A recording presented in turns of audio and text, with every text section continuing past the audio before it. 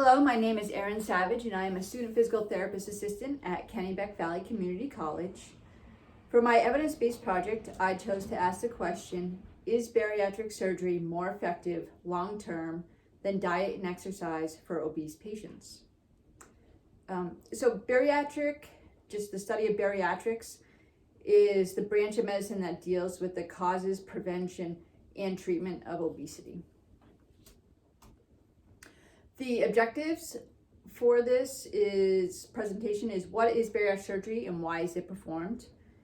Is diet and exercise without surgery effective for significant long-term weight loss for obese patients? And are there post-operative guidelines regarding diet and exercise for a bariatric patient? If so, how can physical therapy help? Obesity throughout the world continues to increase. An estimated 1.2 billion people worldwide are overweight, and almost 300 million of them are obese. So obesity equals your body mass index, it would have to be 30 or more. More than 1/3 of adults in the United States are obese. Obesity affects 1 in 6 children in the United States, and overweight children are more likely to become overweight adults. Obesity is linked to more than 60 chronic diseases. So bariatric surgery, there's some things to know about it. Why you would get it is it makes changes to your digestive system to help you lose weight. Some procedures limit how much you can eat. Other procedures work by reducing the body's ability to absorb nutrients. Some procedures do both. Why do it? It's to help you lose excessive weight and reduce your risk of life-threatening weight-related problems like heart disease, stroke, blood pressure, type 2 diabetes, sleep apnea, and so on. Your BMI, most surgeons require it must be over 40, and you must be willing to make a permanent change to lead a healthier lifestyle, and that's pre-op and post-op. A lot of surgeons put you on a diet and exercise plan pre-op for you to lose some weight, and just have you know that this is an actual lifestyle change and you have to make efforts before and after to keep up with this weight loss. There's 3 different types of bariatric surgery. There's the gastric bypass, and that is when your stomach is divided into a smaller upper pouch and a much larger lower remnant pouch, and then the smaller intestine is rearranged to connect both. There's a sleeve gastrectomy, I can't say the word, sorry, that removes 75 to 80% of the stomach, most commonly performed procedure done. And there's a biliopancreatic diversion with the duodenal switch, and that removes 70% of your stomach. The small intestine is then rerouted, creating 2 pathways. These patients absorb only approximately 20% of the fat that they consume. Some quick surgery facts. The average cost of a bariatric surgery, depending on what you get, is anywhere from $14,500 to it's actually $30,000. Many restrictions on what you can eat and drink after surgery. There's many caloric restrictions. Some surgeons only allow you to have 500 calories a day after surgery, and that's only for a couple weeks. Side effects of surgery include acid reflux, chronic nausea and vomiting, dilation of your esophagus, inability to eat certain foods, infection, obstruction of your stomach, weight gain, or failure to lose weight.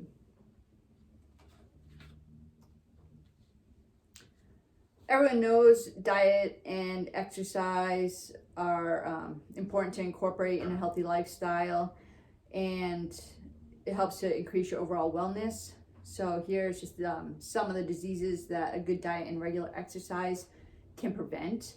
And that would include heart disease, high blood pressure, high cholesterol, diabetes, stroke, depression, several types of cancer, and arthritis.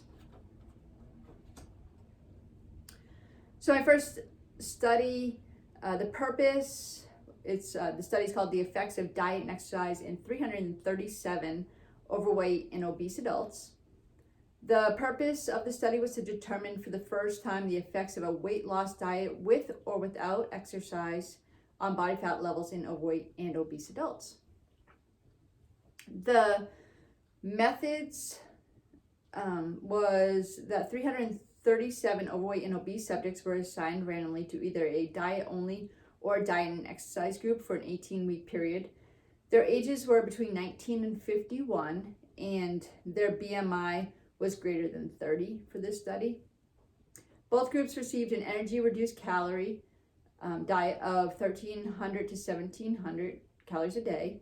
The diet and exercise group received specific dietary and activity guidelines involving a moderate activity intensity plan, and that was about 3 to 5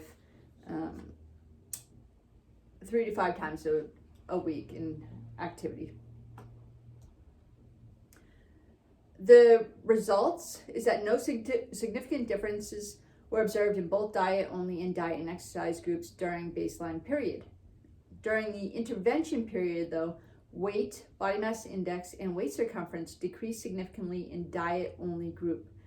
Body fat levels were found to be significantly reduced in the diet and an exercise group compared with the diet only group. So the conclusion is that despite the reduced effects of diet alone on body weight, body mass index, and waist circumference, combining a reduced diet with exercise also improves body fat levels, which may have important benefits on several diseases later in life. More intervention studies are needed to confirm these results in larger population groups. My next journal, the next study, was laparoscopic adjustable gastric banding in severely obese adolescents. Adolescent obesity is a common and serious health problem affecting more than 5 million young people in the US alone. The background to this study is that adolescents are suffering all the consequences well known in adults, obese adolescents. A decision was made to offer laparoscopic adjustable gastric band surgery to severely obese adolescents. And prior to this, surgery hadn't been offered to adolescents. So this was like a first. The methods, the study reviewed the outcome of 41 adolescents aged 12 to 19 years who underwent laparoscopic adjustable gastric band surgery. At surgery, the mean body mass index was 42.4.